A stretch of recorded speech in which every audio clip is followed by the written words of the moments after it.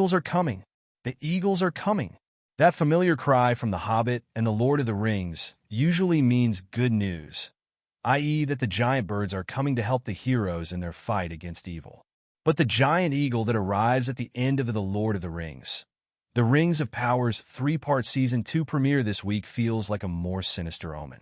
The eagle arrives in the midst of a coronation ceremony in Numenor.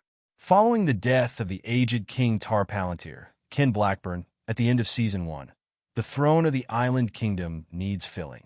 The obvious candidate to succeed the late king is his daughter, Muriel, Cynthia Addai Robinson, who has been ruling his region in his place for years already. But Muriel is now blind after leading Numenorians to battle in Middle-earth last season, which weakens her candidacy.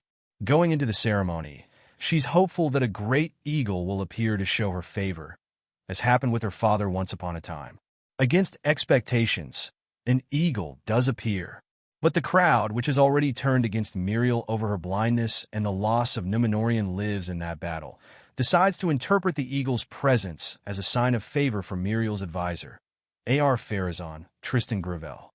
Those viewers who are familiar with the story of Numenor from J.R.R. Tolkien's writing know that A.R. Farazan being in charge of Numenor means dark days ahead for the Island Kingdom.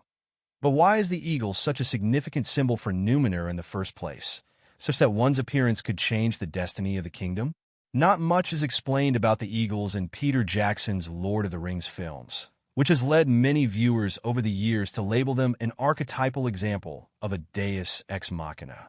But Tolkien's text has more information about the eagle's place in Middle-earth.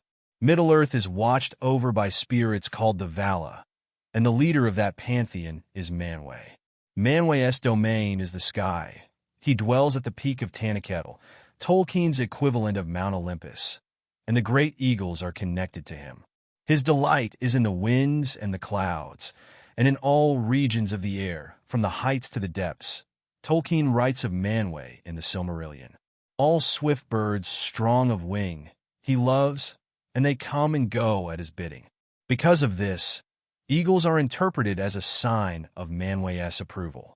But that makes it a little surprising that A.R. Farazan supporters would embrace such approval, because their political position is that Numenor should separate itself from the elves and the Vala, while Muriel wants to keep up those old alliances. Hence why she went to battle at the request of the elf Galadriel. Muriel and A.R. Farazan are also old friends, which makes this betrayal sting harder. When Tristan and I started working together in Season 1, my take on things was that this is one of very few people in Numenorian society that understands her position. He was her right hand, her consigliere, Addai Robinson tells Entertainment Weekly. She's smart enough to know that if she's sensing a shift in that relationship, she's not going to be so naive as to stay too trusting of him. She knows that now she's on her own. That's a sad realization, too, to think that he's no longer to be trusted. The first 3 episodes of The Lord of the Rings, The Rings of Power Season 2, are streaming now.